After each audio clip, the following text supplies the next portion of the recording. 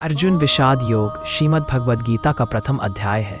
यह अध्याय महाभारत के युद्ध के आरंभ से ठीक पहले की मानसिक और आध्यात्मिक स्थिति का वर्णन करता है, जिसमें अर्जुन युद्ध भूमि में अपने सगे संबंधियों को देखकर युद्ध करने से मना कर देते हैं। इस अध्याय में अर्जुन के भीतर उठे दुविधा, करुणा, मोह, शोक और धर्म संकट को विस्तार से दर्शाया गया है। यह अध्याय धृतराष्ट्र के प्रश्न से शुरू होता है। धृतराष्ट्र उवाच धर्मक्षेत्रे कुरुक्षेत्रे समवेता युयुत्सवः मामकाः पांडवाश्चैव किम कुर्वत संजय। कुरुक्षेत्र जो धर्म भूमि है, वह युद्ध की इच्छा से एकत्र हुए मेरे और पांडवों के पुत्रों ने क्या किया। यह प्रश्न संकेत करता है कि धृतराष्ट्र को पांडवों के प्रति द्वेष था और वह चाहता था कि युद्ध में उसके पुत्र विजयी हों। संजय जो दिव्य दृष्टि के माध्यम से युद्ध भूमि को देख रहे हैं, जवाब देना शुरू करते हैं। वे युद्ध की दोनों सेनाओं का वर्णन करते हैं। कौरवों की ओर से दुर्योधन अपने गुरु द्रोणाचार्य के पास जाता है और पांडवों की सेना की शक्तियों का विश्लेषण करता है। वह पांडवों की सेना में भीम, अर्जुन, द्रुपद, धृष्टद्युम्न, शिखंडी, युयुधान, उत्तमौजा, अभिमन्यु आदि वीर योद्धाओं की उपस्थिति देखकर चिंतित होता है और अपनी सेना को युद्ध के लिए तैयार रहने को कहता है। भीष्म पितामह कौरव सेना की रक्षा के लिए शंखनाद करते हैं, जिससे युद्ध आरंभ का संकेत मिलता है। दोनों पक्षों के योद्धा शंख, नगाड़े, भेरी आदि बजाते हैं और वातावरण पूरी तरह युद्धमय हो जाता है। पांडवों की सेना का नेतृत्व अर्जुन कर रहे होते हैं, जिनका रथ श्री कृष्ण चला रहे होते हैं। अर्जुन श्री कृष्ण से कहते हैं, सेनयोर उभयोर मध्य रथं स्थापयमेच्युत, अर्थात हे अच्युत, मेरा रथ दोनों सेनाओं के बीच खड़ा करें ताकि मैं ये देख सकूं कि मुझे किन किन लोगों से युद्ध करना है। जब श्री कृष्ण अर्जुन का रथ दोनों सेनाओं के बीच ले जाते हैं और अर्जुन अपने सामने अपने गुरु द्रोणाचार्य, पितामह, भीष्म, भाई, चाचा, साले, मित्र और अन्य स्वजनों को खड़े देखते हैं तो उनका हृदय भर आता है। वे मानसिक रूप से टूटने लगते हैं। अर्जुन कहते हैं, हे कृष्ण, मैं इन लोगों को मारकर कोई सुख नहीं देखता। न तो राज्य चाहिए, न विजय, न सुख। जब जिनके लिए राज्य, सुख और भोग चाहिए वे ही नहीं रहेंगे तो इन सब का क्या मूल्य।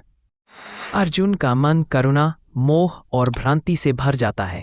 वे कहते हैं, मेरे हाथ कांप रहे हैं, धनुष गिर रहा है, शरीर कांप रहा है और मन भ्रमित हो गया है। उनकी आंखों में आंसू आ जाते हैं और वे युद्ध न करने का निर्णय लेते हैं। वे यह भी कहते हैं कि कुलों का विनाश होगा, जिससे कुल धर्म नष्ट होगा। स्त्रियां भ्रष्ट होंगी, जिससे वर्ण संकर, मिश्रित वंश उत्पन्न होंगे। ऐसे पाप से नरक प्राप्त होगा। यह युद्ध अधर्म और पाप का कारण बनेगा। इन तर्कों के आधार पर अर्जुन युद्ध को त्यागना चाहते हैं।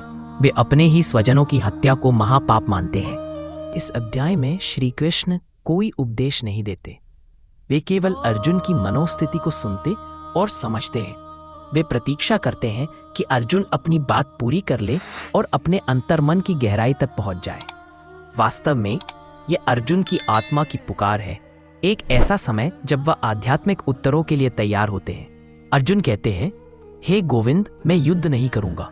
इसके बाद वे शोक में डूबकर रथ के पिछले भाग में बैठ जाते हैं और उनका धनुष गांडीव हाथ से गिर जाता है। अर्जुन अब पूर्णतः निष्क्रिय और भ्रमित अवस्था में है। अर्जुन विषाद योग श्रीमद् भगवद गीता का अत्यंत महत्वपूर्ण अध्याय है। यह अध्याय नायक की कमजोरी, द्वंद्व और भावनात्मक संघर्ष को उजागर करता है, जो हर मनुष्य के जीवन में कभी ना कभी आते हैं। यही वह क्षण होता है जब व्यक्ति को किसी दिव्य मार्गदर्शन की आवश्यकता होती है। अर्जुन के विषाद से ही गीता का ज्ञान आरंभ होता है और यही विषाद एक योग, आध्यात्मिक जुड़ाव में बदल जाता है। पहले अध्याय अर्जुन विषाद योग में अर्जुन युद्ध करने से मना कर देते हैं और शोक में डूबकर अपने कर्तव्य से विमुख हो जाते हैं। अब दूसरे अध्याय में भगवान श्री कृष्ण पहली बार अर्जुन को उपदेश देते हैं और गीता का असली ज्ञान यहीं से प्रारंभ होता है। यह अध्याय सबसे व्यापक और सारगर्भित अध्यायों में से एक है, जिसमें श्री कृष्ण आत्मा के अमरत्व, कर्तव्य की मर्यादा, कर्म का महत्व और स्थितप्रज्ञ व्यक्ति की पहचान कराते हैं। अर्जुन श्री कृष्ण से कहते हैं कि उनका मन भ्रमित हो गया है और वह अपने कर्तव्य का निर्णय नहीं कर पा रहे। वे श्री कृष्ण को अपना गुरु स्वीकार करते हैं और कहते हैं, शिष्यस्तेहम शाधीमाम त्वाम प्रपन्नम, मैं आपका शिष्य हूं, कृपया मुझे उपदेश दे। अब अर्जुन केवल मित्र नहीं, एक जिज्ञासु शिष्य के रूप में श्री कृष्ण के ज्ञान को ग्रहण करने के लिए तैयार हो जाते हैं। श्री कृष्ण सबसे पहले अर्जुन को आत्मा का ज्ञान देते हैं। वे समझाते हैं कि आत्मा अविनाशी, अजन्मा, अजर, अमर और शाश्वत है। शरीर नष्ट होता है लेकिन आत्मा का नाश नहीं होता। जैसे मनुष्य पुराने कपड़े उतारकर नए पहनता है, वैसे ही आत्मा नया शरीर धारण करती है। न जायते म्रियते वा कदाचित, न अयं भूत्वा भविता वा न भूयः। आत्मा न कभी जन्म लेती है न मरती है, यह शाश्वत है। श्री कृष्ण कहते हैं कि जिनके लिए तू शोक कर रहा है वे कभी नहीं मरे हैं और न ही कभी मरेंगे। मृत्यु केवल एक शरीर परिवर्तन है। श्री कृष्ण अर्जुन को उनके क्षत्रिय धर्म की याद दिलाते हैं और कहते हैं कि युद्ध से भागना कायरता है और यह पाप की ओर ले जाएगा। स्वधर्म के लिए युद्ध करना पुण्य है। यदि अर्जुन युद्ध नहीं करते तो उनका अपयश होगा और योद्धा समाज उन्हें कायर समझेगा। स्वधर्मे निधनम श्रेयः परधर्मो भयावह। स्वधर्म में मर जाना भी कल्याणकारी है। परधर्म, दूसरे के कर्तव्य में कार्य करना, भयावह। यह अध्याय कर्म योग का आधार है। श्री कृष्ण अर्जुन को सिखाते हैं कि केवल कर्म करो, फल की चिंता मत करो। जो व्यक्ति फल की इच्छा से रहित होकर कर्म करता है वही मुक्त होता है। निष्काम कर्म व्यक्ति को बांधता नहीं। कर्मण्येवाधिकारस्ते मा फलेषु कदाचन। तेरा अधिकार केवल कर्म करने में है, फल में कभी नहीं। इस श्लोक को गीता का हृदय कहा जाता है, जो संपूर्ण जीवन दर्शन देता है। श्री कृष्ण ऐसे व्यक्ति का वर्णन करते हैं जो सुख दुख में सम रहता है, क्रोध, लालच, मोह से रहित होता है, इंद्रियों को वश में रखता है, आत्मा में स्थित होकर कार्य करता है। स्थितप्रज्ञस्य का भाषा समाधिस्थस्य केशव। अर्जुन पूछते हैं कि ऐसे व्यक्ति का व्यवहार कैसा होता है। श्री कृष्ण उत्तर देते हैं, वह न किसी से द्वेष करता है, न किसी की कामना करता है, न सुख में हर्षित होता है, न दुख में विचलित। जो मनुष्य अपनी इंद्रियों को संयमित करता है वही आत्मज्ञानी बनता है। प्रजाहाति यदा कामान सर्वान पार्थ मनोक्तान। जब मनुष्य मन से उत्पन्न होने वाली समस्त इच्छाओं का त्याग कर देता है तब वह स्थित प्रज्ञ होता है। श्री कृष्ण बताते हैं कि अज्ञानी व्यक्ति कामनाओं में फंसकर दुख पाता है। ज्ञान ही मोक्ष का मार्ग है। जब मन स्थिर होता है और आत्मा में लीन होता है तब ही सच्ची शांति प्राप्त होती है। जो व्यक्ति इंद्रियों के अधीन रहता है उसका विवेक नष्ट हो जाता है। इंद्रियां मन को खींचकर भ्रमित कर देती हैं, लेकिन जो अपने मन को संयमित करता है वही ज्ञान के मार्ग पर बढ़ता है। यह अध्याय न केवल आत्मा का दर्शन कराता है बल्कि जीवन का मूल उद्देश्य भी स्पष्ट करता है, निष्काम भाव से अपने धर्म और कर्तव्य का पालन। श्री कृष्ण अर्जुन को फिर से युद्ध के लिए तैयार करते हैं और कहते हैं कि तुम केवल निमित्त मात्र हो। युद्ध करो लेकिन अहंकार से नहीं, फल की इच्छा से नहीं, केवल धर्म पालन के लिए। सांख्य योग गीता का ऐसा अध्याय है जो मनुष्य को कर्म, ज्ञान और आत्मा तीनों का सम्यक ज्ञान देता है। अर्जुन को दिए गए ये उपदेश केवल एक योद्धा के लिए नहीं बल्कि हर उस व्यक्ति के लिए हैं जो जीवन में संघर्ष, दुविधा और मोह में फंसा है। यह अध्याय मनुष्य को सिखाता है कि धर्म, विवेक, कर्म और आत्मनियंत्रण से जीवन का मार्ग प्रशस्त होता है। दूसरे अध्याय में श्री कृष्ण ने अर्जुन को आत्मा का ज्ञान और निष्काम कर्म का संदेश दिया। अब तीसरे अध्याय में अर्जुन को यह भ्रम होता है कि यदि ज्ञान श्रेष्ठ है तो फिर युद्ध क्यों करना चाहिए। वो पूछते हैं, हे जनार्दन, यदि आपका मत है कि बुद्धि ज्ञान कर्म से श्रेष्ठ है तो फिर आप मुझे युद्ध के लिए क्यों प्रेरित कर रहे हैं। इस प्रश्न के उत्तर में श्री कृष्ण कर्म योग की महिमा बताते हैं और स्पष्ट करते हैं कि कर्म किए बिना कोई मनुष्य पूर्णता प्राप्त नहीं कर सकता। श्री कृष्ण कहते हैं, न ही कश्चित क्षणमपि जातु तिष्ठत्य कर्मकृत। कोई भी व्यक्ति एक क्षण के लिए भी कर्म किए बिना नहीं रह सकता। सभी प्राणी प्रकृति के गुणों से प्रेरित होकर कर्म करते हैं। यहाँ तक कि शरीर के भीतर भी अनेक क्रियाएं, सांस लेना, पाचन, सोच आदि अनवरत चलती रहती हैं। इसलिए कर्म से भागना असंभव और अनुचित है। भगवान श्री कृष्ण कर्म को यज्ञ, त्याग और सेवा की भावना से जोड़ते हैं। सह यज्ञः प्रजा सृष्ट्वा पुरोवाच प्रजापतिः। ब्रह्मा ने सृष्टि की रचना करते समय यज्ञ के साथ प्रजा को उत्पन्न किया और कहा कि यज्ञ से तुम संपन्न होगे। यज्ञ का अर्थ केवल हवन या अग्नि में आहुति देना नहीं, हर वह कार्य जो समाज, प्रकृति, ईश्वर और दूसरों के कल्याण के लिए किया जाए वह यज्ञ है। मानव को यज्ञ भावना से कर्म करना चाहिए, यानी स्वार्थ छोड़कर परमार्थ के लिए कर्म करना। श्री कृष्ण कहते हैं, यज्ञार्थात कर्मणो अन्यत्र लोको अयम कर्म बंधना। जो कर्म यज्ञ के लिए नहीं किया जाता वह बंधन का कारण बनता है। इसका अर्थ है कि यदि व्यक्ति केवल स्वार्थवश कर्म करता है तो वह मोह, लोभ और पाप में बंध जाता है। श्री कृष्ण अर्जुन को समझाते हैं कि यद्यदाचरति श्रेष्ठस् तत्तदेवेतरो जनः। श्रेष्ठ पुरुष जैसा आचरण करता है सामान्य जन वैसा ही अनुसरण करते हैं। राजा, नेता, शिक्षक, संत जो भी समाज में आदर्श माने जाते हैं उनके कर्म दूसरों को प्रभावित करते हैं। इसलिए अर्जुन जैसे योद्धा को अपने धर्म कर्म से पीछे नहीं हटना चाहिए, अन्यथा समाज में अराजकता फैल सकती है। श्री कृष्ण अर्जुन से कहते हैं, न मे पार्थास्ति कर्तव्यम त्रिषु लोकेषु किंचन। ए पार्थ, मुझे तीनों लोकों में कोई भी कर्म करने की आवश्यकता नहीं है, फिर भी मैं कर्म करता हूँ। यह उपदेश दिखाता है कि कर्म न करना त्याग नहीं है, सच्चा त्याग है स्वार्थ छोड़कर कर्म करते रहना। कर्म करने के पीछे दो मार्ग हैं। सांख्य योगी ज्ञान के द्वारा मोक्ष की खोज करता है। कर्म योगी कर्म करते हुए ईश्वर की प्राप्ति करता है। दोनों मार्ग अंततः एक ही हैं, लेकिन कर्म योग उन लोगों के लिए अधिक उपयुक्त है जो गृहस्थ, समाज सेवी या जिम्मेदार व्यक्तित्व वाले हैं। श्री कृष्ण कहते हैं, प्रकृते क्रियमाणानि गुणे कर्माणि सर्वशः। सभी कर्म प्रकृति के गुणों सत्व, रज और तम से ही होते हैं। मनुष्य केवल मिथ्या अहंकार से सोचता है कि मैं ही करता हूं, जबकि वास्तव में प्रकृति ही सब कुछ कराती है। ज्ञानी व्यक्ति कभी कर्म में फंसा नहीं रहता। श्री कृष्ण कहते हैं कि ज्ञानी व्यक्ति को चाहिए कि वह अज्ञानी के सामने वैराग्य या त्याग की बात न करे, जिससे वह अपने धर्म से विचलित न हो।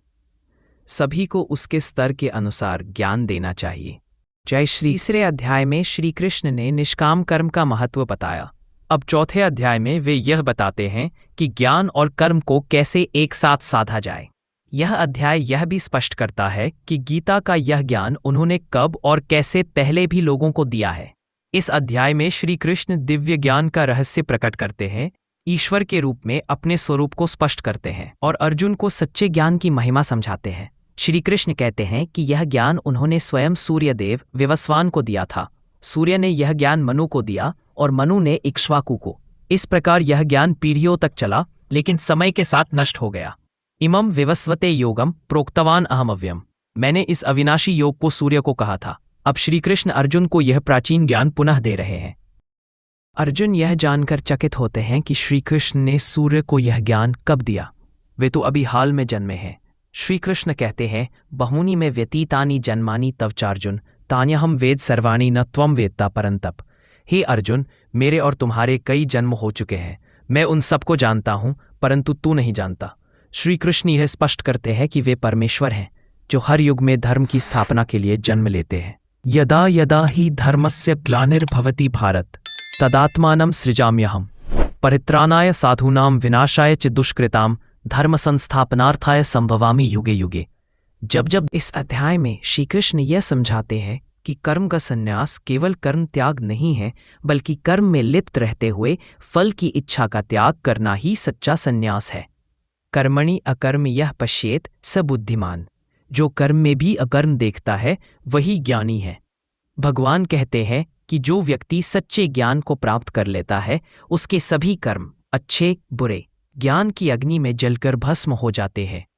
यथैधांसी समिद्धो अग्निर्भस्मसात् कुरुते अर्जुन ज्ञानाग्नि सर्वकर्माणि भस्मसात् कुरुते। तथा जैसे अग्नि लकड़ी को भस्म कर देती है, वैसे ही ज्ञान की अग्नि सभी कर्मों को भस्म कर देती है।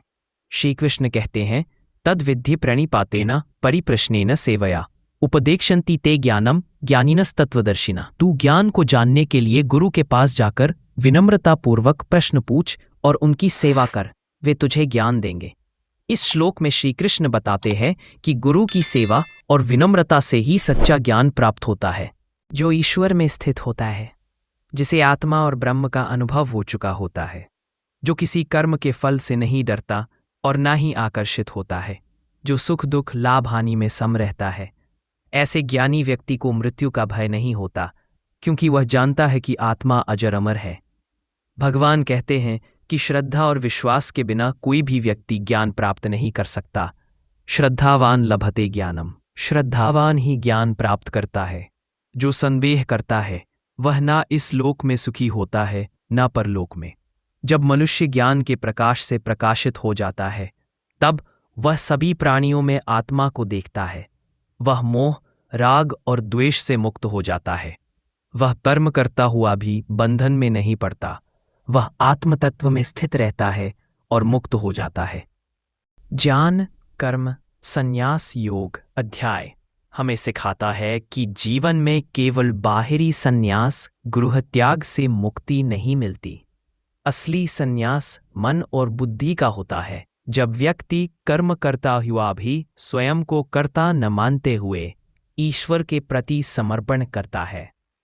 यह अध्याय यह भी स्पष्ट करता है कि श्री कृष्ण केवल गुरु नहीं, ईश्वर के साक्षात रूप हैं।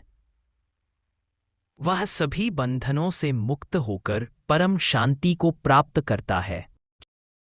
श्रीमद् भगवद गीता का 5वां अध्याय संन्यास योग कहलाता है।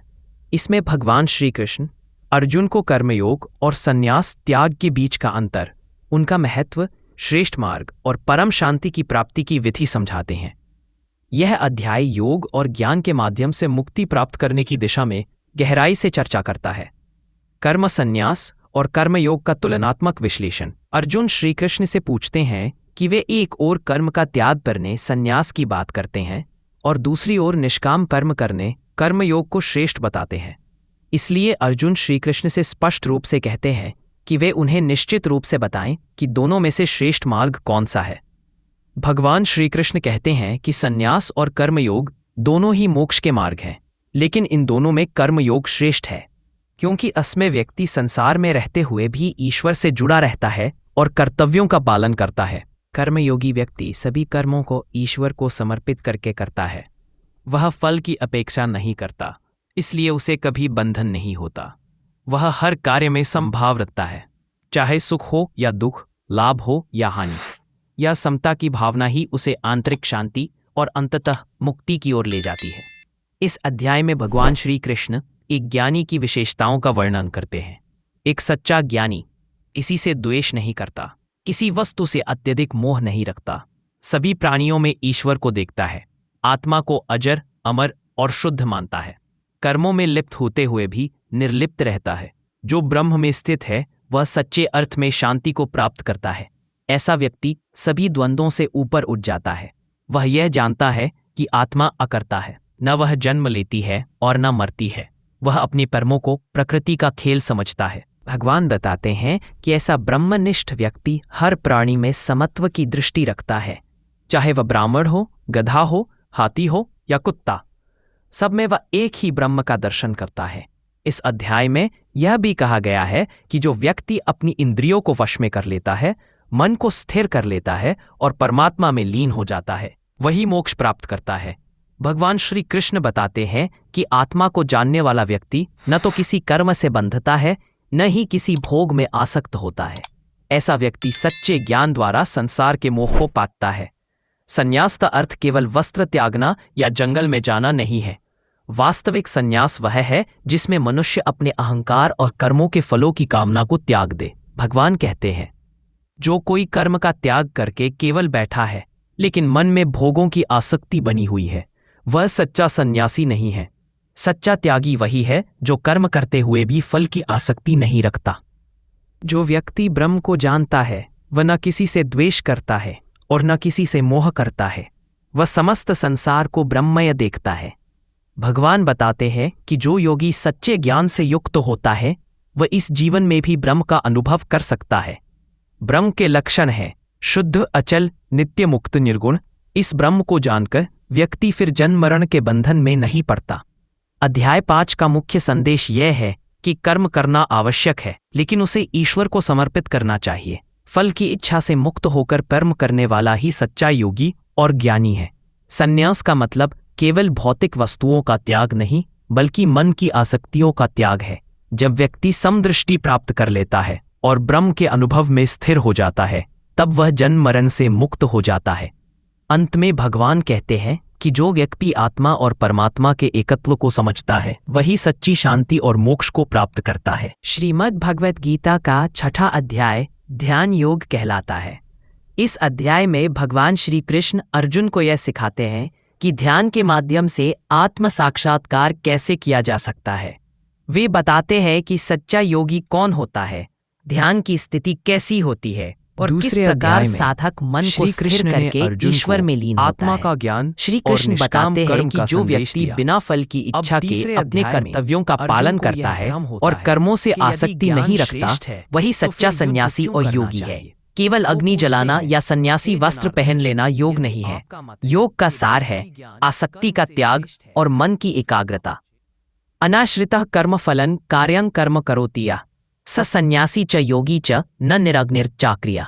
अर्थ, जो बिना फल की इच्छा के कर्तव्य करता है वही सच्चा योगी और सन्यासी है। भगवान श्री कृष्ण कहते हैं कि साधक को धीरे धीरे अपने मन को इंद्रियों से हटाकर आत्मा में लगाना चाहिए। योग की सफलता के लिए नियमित अभ्यास, निश्चित स्थान, समस्थिति और मन की एकाग्रता आवश्यक है। ध्यान के लिए आवश्यक बातें: एकांत स्थान चुनें, कुश, चटाई और वस्त्र से आसन बनाएं। शरीर, सिर और गला सीधा रखें। आंखें बंद करें, मन को ईश्वर में लगाएं, न अधिक खाएं न अधिक सोएं। संतुलन आवश्यक है। युञ्जन नेव सदात्मानं योगी नियत मानसः शांतिम निर्वाण परमाम मत संस्थाम अधिगच्छति। ऐसा योगी शुद्ध चित्त से अभ्यास करता हुआ परम शांति को प्राप्त करता है। श्री कृष्ण स्वीकार करते हैं कि मन अत्यंत चंचल और कठिन नियंत्रित करने योग्य है, परंतु यह अभ्यासेन और वैराग्य से वश में किया जा सकता है। असंशयम महाबाहो मनो दुर्निग्रहम चलम अभ्यासेन तु कौन्तेय वैराग्येन च गृह्यते। अर्थ, हे अर्जुन, निस्संदेह मन चंचल है, लेकिन अभ्यास और वैराग्य से इसे वश में किया जा सकता है। अर्जुन प्रश्न करते हैं कि यदि कोई योगी साधना में पूर्ण सफलता प्राप्त किए बिना मर जाए तो उसका क्या होगा? भगवान श्री कृष्ण उत्तर देते हैं कि ऐसा व्यक्ति नष्ट नहीं होता। वह अगले जन्मों में पुण्यात्मा कुल में जन्म लेता है और अपने पूर्वजन्म के संस्कारों के कारण आगे फिर साधना करता है। नेहा अभिक्रमनाशोस्ति प्रत्यवायो न विद्यते स्वल्पमप्यस्य धर्मस्य त्रायते महतो भयात्। अर्थ, इस मार्ग में कोई हानि नहीं होती। थोड़े से भी अभ्यास से मनुष्य बड़े भय से बच सकता है। भगवान कहते हैं कि योगी सभी प्राणियों को समान दृष्टि से देखता है, किसी के प्रति द्वेष नहीं करता, संयमी होता है, हर परिस्थिति में शांत रहता है, ईश्वर में लीन रहता है। सर्वभूतस्थमात्मानं सर्वभूतानि चात्मनि ईक्षते योगयुक्तात्मा सर्वत्र समदर्शनः। अर्थ, सच्चा योगी सभी जीवों में स्वयं को और अपने में सभी को देखता है। अध्याय के अंत में श्री कृष्ण कहते हैं कि जितने भी योगी हैं उन सब में जो प्रेम पूर्वक भगवान में चित्त लगाकर साधना करता है वही सबसे श्रेष्ठ योगी है। योगिनामपि सर्वेषां मद्गतेनान्तरात्मना श्रद्धावान भजते यो माम समे युक्ततमो मतः। अर्थ, जो प्रेम पूर्वक और श्रद्धा सो भगवान में लीन रहता है वह सबसे श्रेष्ठ योगी है। छठा अध्याय हमें यह सिखाता है कि मनुष्य का जीवन केवल भोग के लिए नहीं है, बल्कि आत्मा को परमात्मा से जोड़ने के लिए है। इसका सबसे प्रभावशाली माध्यम ध्यान और भक्ति है। योगी बनने के लिए मन का शुद्धिकरण, नियमित अभ्यास और ईश्वर के प्रति समर्पण आवश्यक है। भगवान श्री कृष्ण के अनुसार केवल वही सच्चा योगी है जो सभी जीवों में भगवान को देखता है और श्रद्धा से उनकी भक्ति करता है। दूसरे अध्याय में ध्यान योग न केवल आत्मिक शांति देता है बल्कि मुक्ति का भी मार्ग है। भगवद गीता का 7वां अध्याय ज्ञान विज्ञान योग कहलाता है। इसमें भगवान श्री कृष्ण अर्जुन को ईश्वर के वास्तविक स्वरूप, उनकी विभूतियों, प्रकृति के तत्व, भक्ति के प्रकार और आत्म साक्षात्कार के रहस्य को समझाते हैं। यह अध्याय बताता है कि केवल आधे अधूरे ज्ञान से नहीं बल्कि पूर्ण अनुभवात्मक ज्ञान, विज्ञान से ही भगवान को जाना जा सकता है। श्री कृष्ण कहते हैं, मया सक्तमना पार्थ योगम युञ्जन मदाश्रय असंशयम समग्रम मा यथा ज्ञास्यसि तच्छृणु। अर्थ, हे पार्थ, मन को मुझ में आसक्त करके योग में रत होकर मेरे शरणागत बनकर तुम मुझे पूर्ण रूप से जान सकोगे। भगवान कहते हैं कि वह दिव्य ज्ञान और उसे आत्मा में अनुभूत करने वाला विज्ञान अब वे अर्जुन को बताएंगे। भगवान श्री कृष्ण अपनी 2 प्रकार की प्रकृति का वर्णन करते हैं, अपरा प्रकृति, यह प्रकृति भौतिक तत्वों से बनी है। पृथ्वी, जल, अग्नि, वायु, आकाश, मन, बुद्धि और अहंकार, ये 8 तत्व मिलकर संसार की वस्तुएं बनाते हैं। परा प्रकृति, यह जीवात्मा है, चेतना स्वरूप, जो सभी प्राणियों में विद्यमान है। यह भगवान की दिव्य शक्ति है जो जीवन को संचालित करती है। अपरयम इतस्त्वन्याम प्रकृतिम विद्यमे पराम जीवभूताम महाबाहो ययेदम धार्यते जगत। भगवान स्पष्ट करते हैं कि यह समस्त संसार उन्हीं से उत्पन्न हुआ है और अंततः उन्हीं में विलीन होता है। अहं सर्वस्य प्रभवो मत्तः सर्वम प्रवर्तते। वे कहते हैं कि जैसे मणियों की माला में धागा होता है, वैसे ही भगवान समस्त सृष्टि के अंदर और बाहर है। भगवान बताते हैं कि वे ही जल में रस है, सूर्य और चंद्रमा में प्रकाश है, वेदों में ओम है, पुरुषों में पुरुषत्व है, धरती की सुगंध है, अग्नि की ज्वाला है। रसो हम अपसु कौन्तेय प्रभास्मि शशि सूर्ययो प्रणव सर्ववेदेश शब्द खे पौरुषम निषु। इसका आशय है कि भगवान की उपस्थिति संसार के हर कोने में है, बस देखने की दृष्टि चाहिए। भगवान कहते हैं कि हजारों में कोई एक मुझे जानने का प्रयास करता है और उनमें से भी कोई विरला ही मुझे तत्वतः सच्चे रूप में जान पाता है। मनुष्याणाम सहस्रेषु कश्चिद् यतति सिद्धये यततामपि सिद्धानाम कश्चिन् माम वेत्ति तत्वतः। यह श्लोक मनुष्य की दुर्बलता को दर्शाता है, जो केवल सांसारिक विषयों में ही उलझा रहता है। भगवान बताते हैं कि अज्ञान, मोह, वासना और अहंकार के कारण लोग उन्हें नहीं पहचान पाते। वे कहते हैं, जो लोग माया, इंद्रिय सुख में फंसे रहते हैं, वे मुझको नहीं जान सकते। नाहम प्रकाश सर्वस्य योगमाया समावृता मूढ़ो अयम ना भी जानाति लोको माम अजम अव्ययम। भगवान 4 प्रकार के भक्तों का वर्णन करते हैं। आर्त, दुखी, जो संकट में भगवान को पुकारता है। अर्थार्थी, धन चाहने वाला, जो इच्छा पूर्ति के लिए भक्ति करता है। जिज्ञासु, जो ईश्वर को जानने की इच्छा से भक्ति करता है। ज्ञानी, ज्ञानी भक्त, जो भगवान को ही सर्वस्व मानकर प्रेम करता है। चतुर्विधा भजन्ते माम जनाः सुकृतिनो अर्जुन आर्तो जिज्ञासुरर्थार्थी ज्ञानी चा भरतर्षभ। भगवान कहते हैं कि इनमें से ज्ञानी भक्त सबसे श्रेष्ठ है। भगवान कहते हैं कि कुछ लोग देवताओं की पूजा करते हैं और उनके द्वारा कुछ सीमित फल पाते हैं, परंतु वे मुझे नहीं जान पाते क्योंकि उनका ज्ञान अल्प होता है। वे कहते हैं कि देवताओं की पूजा भी अंततः मुझ तक ही पहुंचती है, लेकिन स्थायी फल नहीं देती।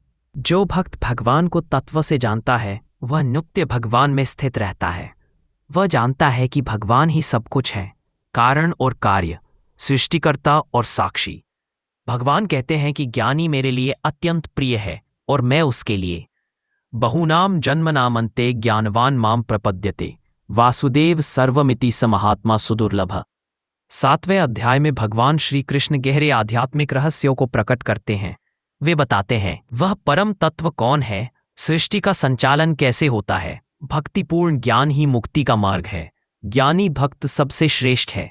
मोह, माया और अहंकार के कारण लोग भगवान को पहचान नहीं पाते। इस अध्याय में भगवान श्री कृष्ण अर्जुन के उन गहन प्रश्नों के उत्तर देते हैं जो मृत्यु, आत्मा, ब्रह्म, जीवन के अंतिम क्षणों और मोक्ष से संबंधित हैं।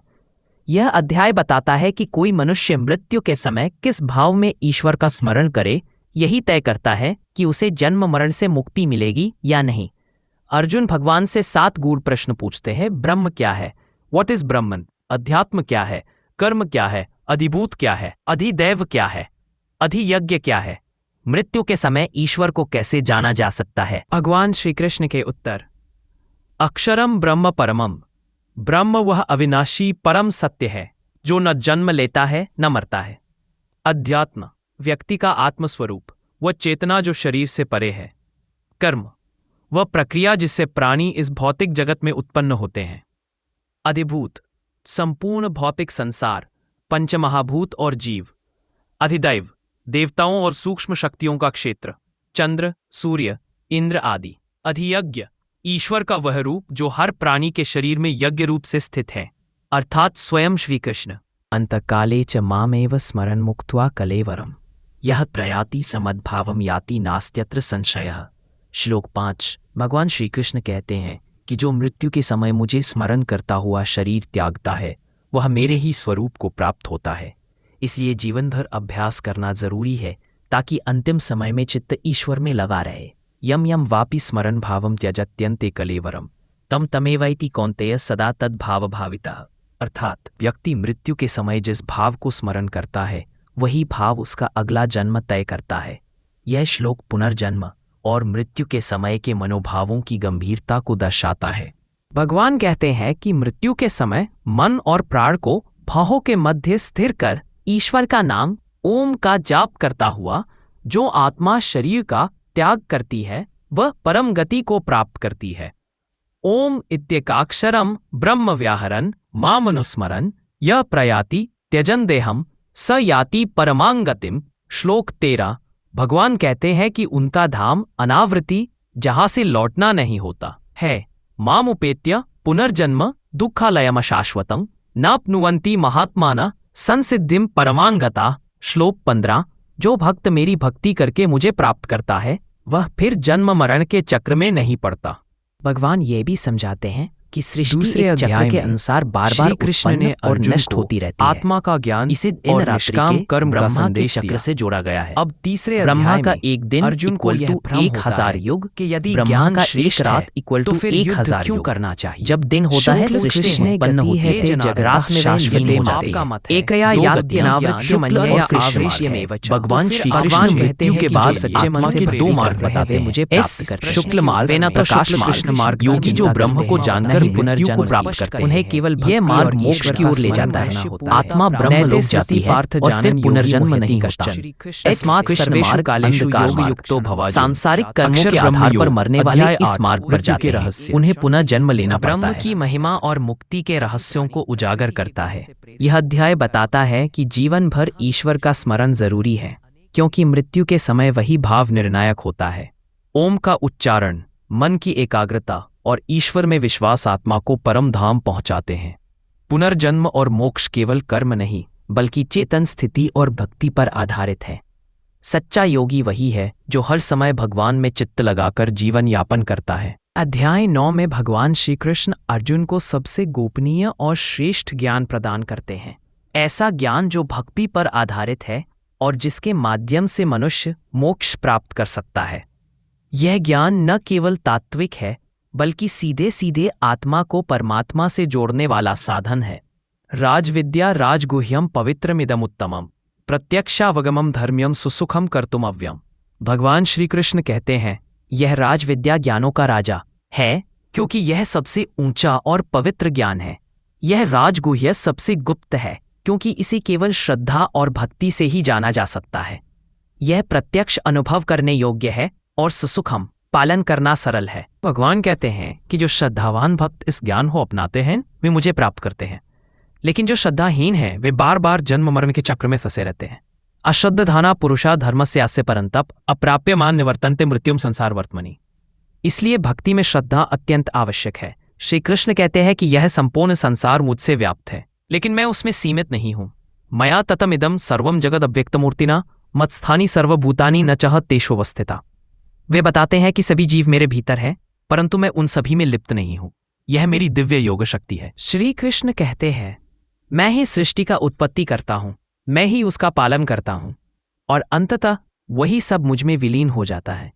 अहम कृत्स्नस्य जगतः प्रभवः प्रलयस्तथा।